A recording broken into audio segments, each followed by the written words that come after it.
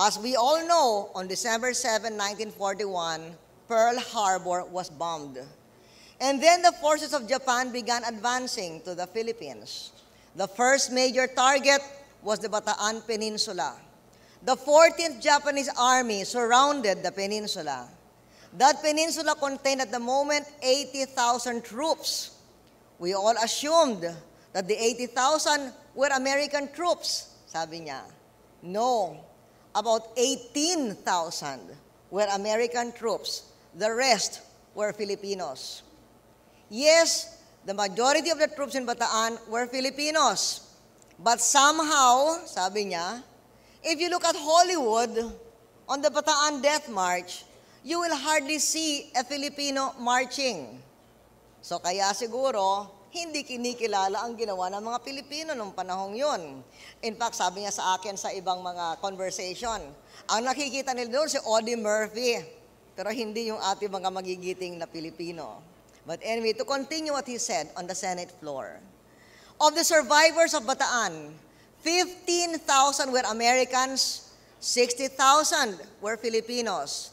The march took a little over a month. They were not given medicine or water. But by the time it ended, 54,000 survived. Very few Filipinos survived. And then we had Corregidor, the same thing. In March 1942, the Congress of the U.S., the Senate and the House of the U.S. passed a measure thanking the Filipinos for their gallantry, for their heroism, and said, if you wish, you may become a citizen of the Philippines and get all the benefits. But the war ended, and in February of 1946, the U.S. Congress passed a bill repealing the Act of 1942.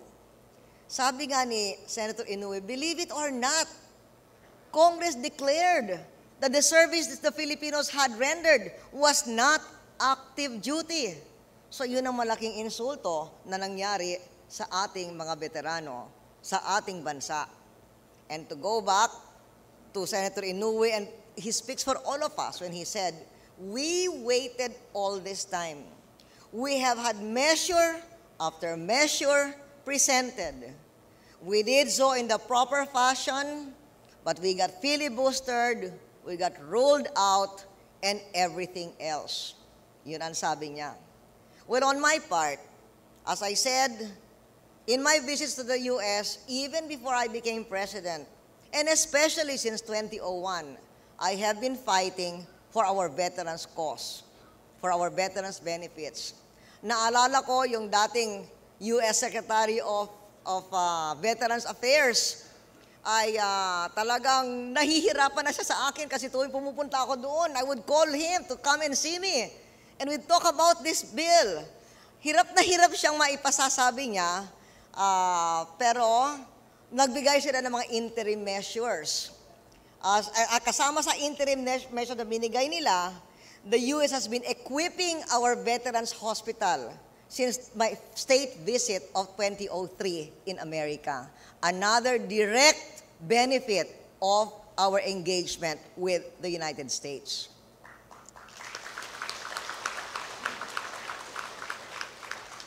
In any case, after the sponsorship speech of Senator Inoue, on that day that we were in Washington, the U.S. recognized you, our Filipino World War II veterans.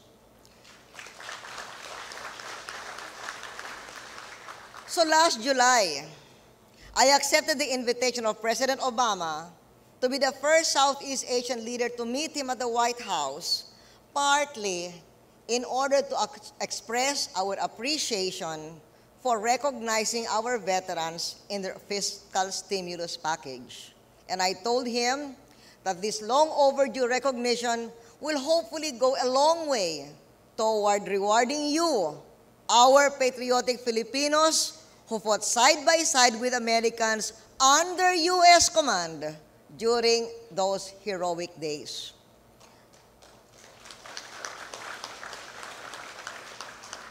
I also thanked him and the U.S. government for equipping our military and training them to enhance their professionalism and effectiveness, and to advance soft power by helping build schools, roads, bridges, and building our local economy through American development assistance in Mindanao and across the nation.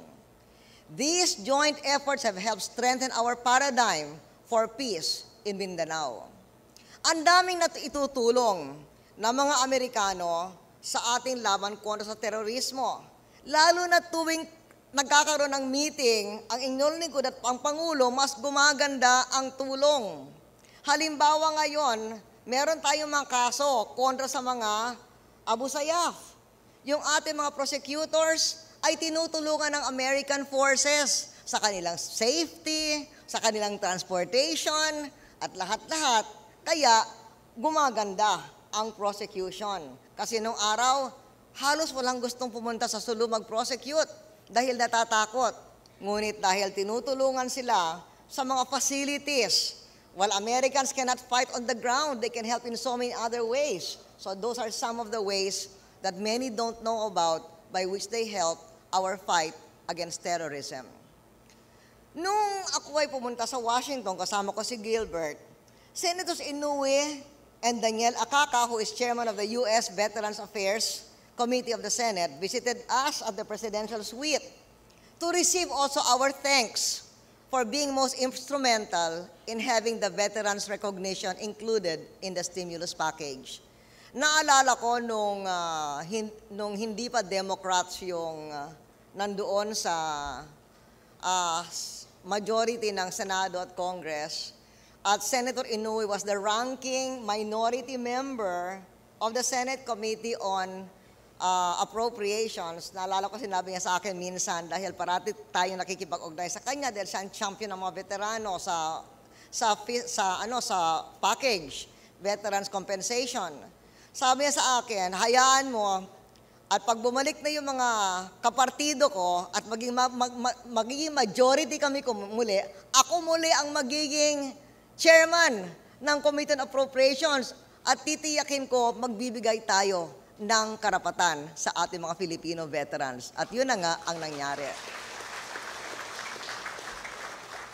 I also met with the Philippine Friendship Caucus in the U.S. House of Representatives to thank them for all the years they have fought for our veterans' benefits.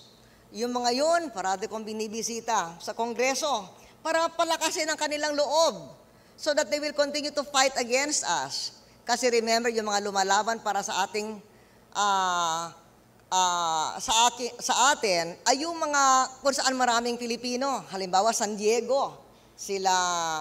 Yung mga congressmen ng San Diego, talagang pinaglalaban nila ang ating veterans benefits. Kaya lang meron din naman yung mga congressmen doon sa mga lugar na walang masyadong Pilipino, nagiging very protectionist sila ngayon doon sa recession ng Amerika.